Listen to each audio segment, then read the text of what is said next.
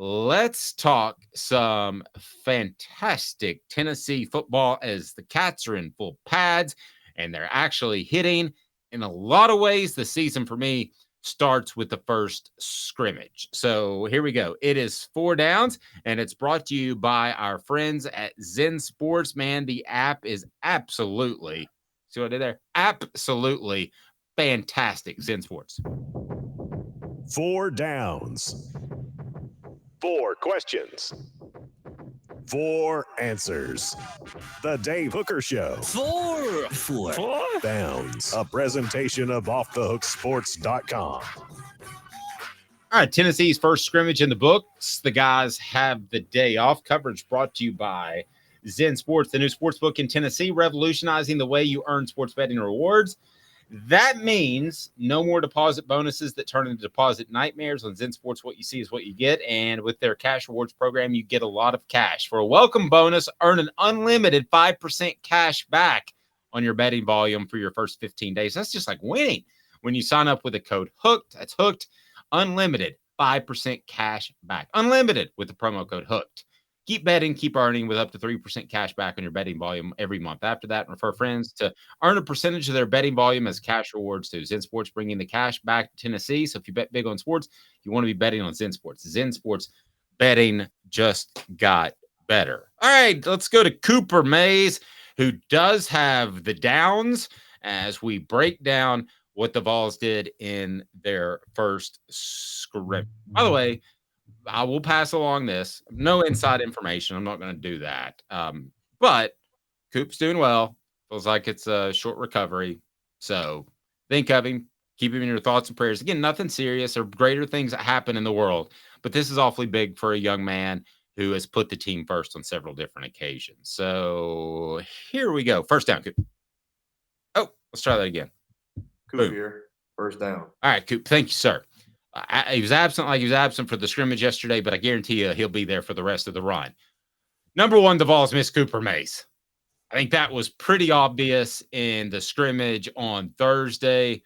Ollie Lane is in that position. I think they had Addison Nichols, based off what I'm told, chalked into that or penciled into that position for a while. And quite frankly, he never went and grabbed it. So the Vols certainly missed Cooper Mays, who's not only a great leader in charge of a lot of the line calls. Listen, Ollie Lane's a scholarship athlete, but Cooper Mays is probably one of the more underrated athletes on the team. He's able to go against small defensive linemen like you saw at Pitt. He's able to go against big defensive linemen like you see in the SEC. And he plays with leverage, and he's really smart. So he's a combination of being really smart and a better athlete than he gets credit for. It's obvious. The Vols miss Cooper Mays. Down to Ollie Lane. Caleb, we talked about it. If this is the one player that you could have put in bubble wrap, this would be the guy. Yeah, no, this is very obvious that they miss him. And we knew this was a concern going into the year, and this is the Murphy's Law of college football. Anything that can go wrong will go wrong, and the worst injury Tennessee could suffer, the last player they wanted hurt got hurt. I guess if you want to take a positive of it, maybe it forces Ollie Lane or Addison Nichols, somebody to try to, puts them in a position to try to flip a switch, because they need somebody to flip that switch at center at some point. And all things being equal, center is probably never less than the second most important position on the offensive line, right? Yes, and I see what you're getting at. So left tackle would be the most important position, or right tackle if you have a left-handed quarterback, but yeah. Right. I would actually argue in Josh Heupel's system that maybe the center is more important than tackles. I never thought I would say that, but he does handle a lot of the line calls. But yes, it's one or two, needless to say. Right. So this is a big deal. And you're right. Handling the line calls is huge for the tempo of this offense. So we're talking now the offense could really struggle with tempo later in the year if they don't have Cooper Mays healthy. Guys, this is a big deal. This is a really, really big deal. And if no one else has flipped the switch at center, you're going to see a lot of mistakes early in the year that may not be fully on the quarterback. Let's just put it that way.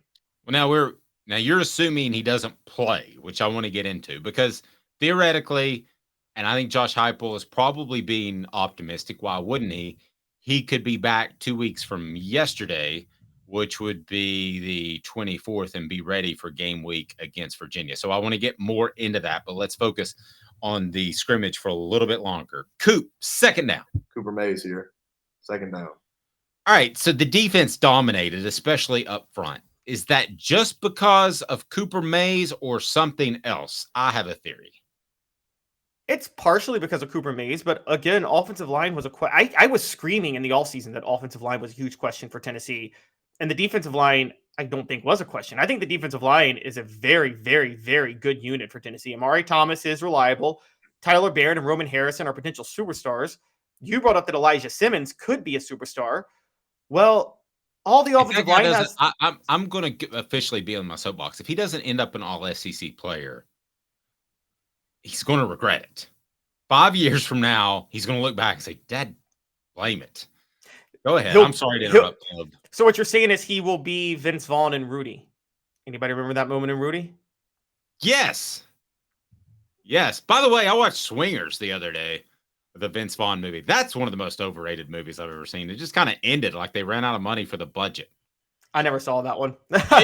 You ain't missing nothing. Save that hour, 45 minutes of your life. But Vince Vaughn, of course, in old school was classic. All right. No, I got another theory. The offensive line always has to build chemistry. This is a new group. The defensive line doesn't. They can go out there and play hard and good things will happen. And I don't think I've covered any more than 1 or 2 camps out of 20 that the offense won the first scrimmage. So if that gives you an idea, it doesn't happen. So we'll see. But again, the Mays thing withstanding, this offensive line does need to come together. And you're right, should be a concern, but could still end up being pretty good. What down, Coop? Tennessee center Cooper Mays here. Third down. The Vols could be shifting at running back. Now, Tennessee, as we know, returns its top 3 tailbacks, Jalen Wright and Jabari Small. So I told you in spring, I said Dylan Sampson's lighting it up. Dylan Sampson is having the best offseason of any Vol. And I continued to say that. Right, Caleb? I said it the whole time. You did. I found it very interesting. Now, these scrimmages are closed, okay? So I'm not using my football eye here, but found it very interesting that Josh Heupel, who is very premeditated in what he says to the media, he mentioned Jalen Wright and Dylan Sampson. Jalen Wright has a bit better wiggle, in my opinion. He can make people miss. Kind of a dumbed down version, Jamal Lewis, Travis Henry. Jamal Lewis could make people miss, which is what made him so good. I'm not comparing the players at all. Travis Henry, all he can do is hit you, and he did that very well. I feel like that's Jabari Small. All he can do is hit you. He's not going to wiggle and turn that 2-yard gain into a 5 into a 15 by making someone on the second level miss. So the quotes from Josh Heupel were very telling that he likes Jalen Wright and Dylan Sampson.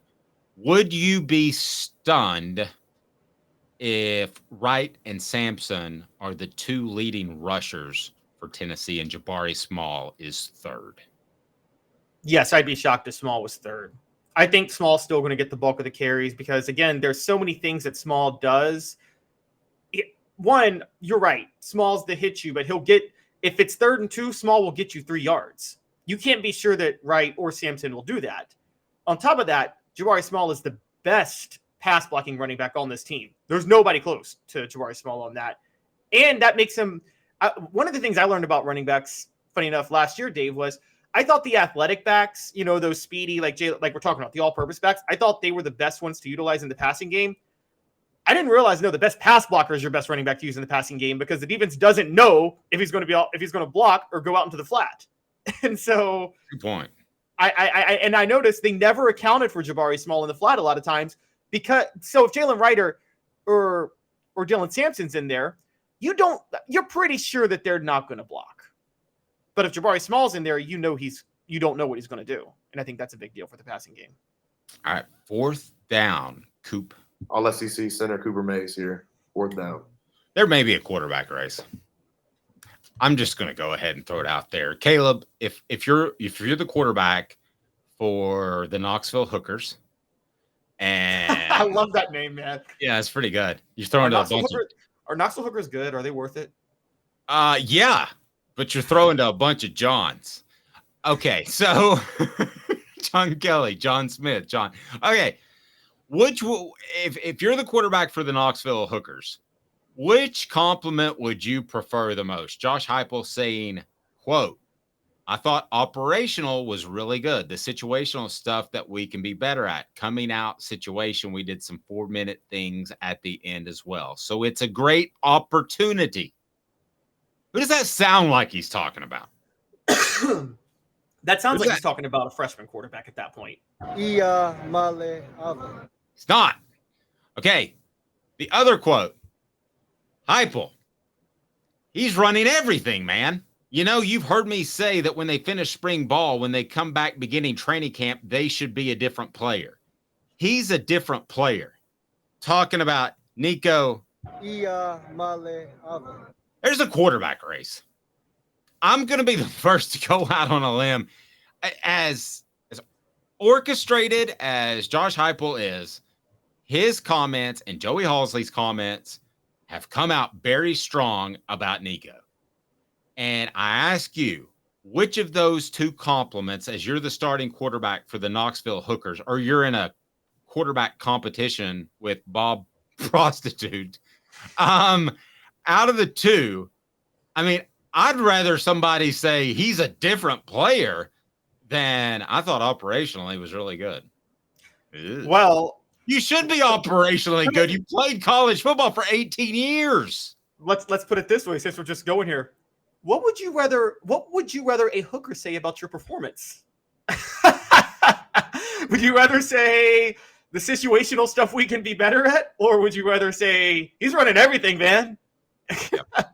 All right, Travis, go ahead. Travis has called me out. Sounds to me like you're reaching. So you be the judge and jury. Am I reaching like Travis says? No, but you're wrong. You're not reaching, but you're wrong. You're reading into this exactly the wrong way. I'm going to tell you what Josh Heupel's doing. Right. You told me this. You told me this last year that Nico showing up on campus kicked Joe Milton into high gear like never before.